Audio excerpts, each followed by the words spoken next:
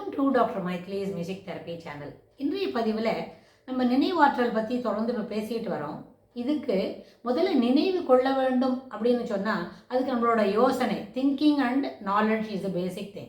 நினைவும் அதற்கு தொடர்புடைய செய்திகளையும் நம்மளோட மூளையில் பதிச்சுக்கணும் அப்படின்னு சொன்னால், நினைவில் கொள்ளணும் அப்படின்னு சொன்னால், அந்த நினைவு ஆற்றலாக பெருக்கிறதுக்கு முன்னாடி நம்மளோட யோசனையும் செய்திகளை சேகரிச்சுக்கிற விதமும் சிறப்பாக அமைஞ்சால் அது நல்லபடியாக இருக்கும். அதாவது திங்கிங், தாட் ப்ராசஸ் அப்படின்னு நம்ம ஒரு சில வார்த்தைகள்லாம் சொல்கிறோம். திங்கிங்னு சொன்னால் நம்மளோட யோசனை சிறப்பாக இருக்கணும், பாசிட்டிவ் தாட் ப்ராசஸ் இருக்கணும்.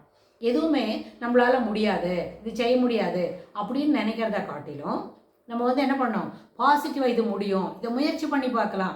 எல்லாருக்கும் ஒரு 40 மினிட்ஸில் செய்வாங்க அப்படின்னு சொன்னால் நம்ம அது ஒரு 50 நிமிஷம் 1 மணி நேரத்தில் செய்தால் கூட அந்த வேலையை நம்மளோட செய்ய முடியும் அப்படின்ற ஒரு தன்னம்பிக்கை வளர்த்துக்கிட்டா, அதாவது முடியும் அப்படின்ற ஒரு பாசிட்டிவ் அப்ரோச்சோட ஒரு செய்திகளையும் ஒரு விஷயத்தையும் நம்ம முயற்சி பண்ணால் அந்த முயற்சி நம்மளுக்கு வெற்றியை கொடுக்கும். இது ஒரு எல்லாருக்கும் தெரிஞ்ச காமன் கான்செப்ட் தான். ஆனால் பிள்ளைங்க என்ன நினைப்பாங்க, ரொம்ப பெரிய கல்வியாக இருக்குது, இதை படிக்க முடியாது, இதெல்லாம் ரொம்ப பெருசு, 2 லைன் இருந்தால் தான் படிக்க முடியும், 12 லைன் 20 லைன்லாம் இருந்தால் படிக்கிறது ரொம்ப கஷ்டம் அப்படின்னு அவங்க யோசிப்பாங்க.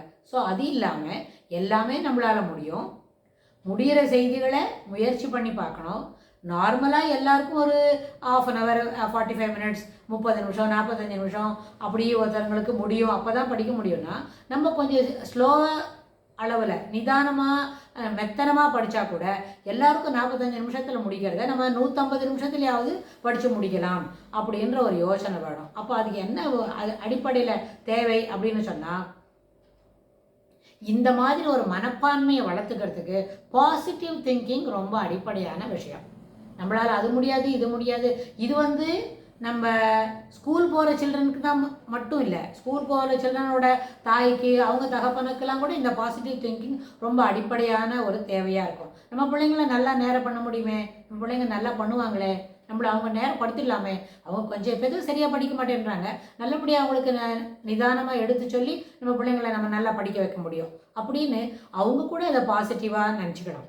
நம்மளால் முடியாது ஒன்று அப்படின்ற ஒரு விஷயமே இல்லை, எல்லாமே முடியும், எல்லாத்துக்கும் பாசிட்டிவாக நம்மளை தயார்படுத்திக்கணும். அது மாதிரி மனப்பான்மையை வளர்த்துக்கிட்டா எல்லாமே நல்லா படிக்க முடியும், எல்லா வேலையும் நல்லா செய்ய முடியும். எதுவுமே it is not a work, it is a commitment, it is a pleasure in completing the work. நம்மளுக்கு வேலை செய்கிறது திருப்தியாக இருக்குது, வேலை செய்கிறது சந்தோஷமாக இருக்குது, வேலை செய்கிறது ரொம்ப இஷ்டமாக இருக்குது அப்படின்ற ஒரு மனப்பான்மையோட ஒரு ஈடுபாடோட ஒரு வேலையும் செய்தால், அது படிக்கிற வேலையாக இருந்தாலும் எழுதுகிற வேலையாக இருந்தாலும் ஈடுபாடோடு செய்தால் அது நம்மளை என்ன பண்ணிடும், நிச்சயமாக அந்த வேலையை நம்ம சிறப்பாக முடிக்க முடியும். இது ஒரு பேசிக் திங்.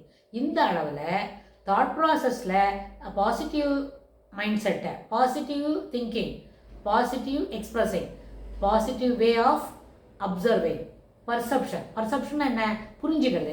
எதை புரிஞ்சுக்கிறோமோ அது நம்மளுக்கு சரியாக தான் புரியுது, நம்மளுக்கு புரியவே மாட்டேன்றது அப்படி இல்லை, எல்லாமே சரியாக தான் புரியுது அப்படின்னு முடியும்.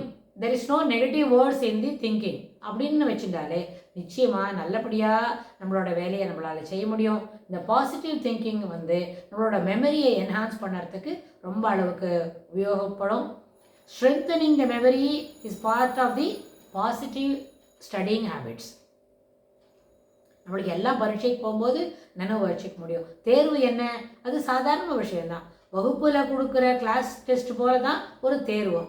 கிளாஸ் டெஸ்ட்டுக்கு கொஞ்சம் பேர் தான் எழுதுவோம், தேர்வுன்னு சொன்னால் எல்லாரும் சேர்ந்து ஒரே சமயத்தில் எழுதுவோம் அப்படின்ற ஒரு மனப்பான்மையை வளர்த்துக்கிட்டா நம்மளோட அந்த பாசிட்டிவ் அப்ரோச் டுவர்ட்ஸ் லேர்னிங் அப்படின்னு வரும்போது இந்த திங்கிங்கும் அதில் அடங்கும், நினைவாற்றலும் அதில் அடங்கும். இதை கொண்டது தான் பாசிட்டிவ் அப்ரோச்.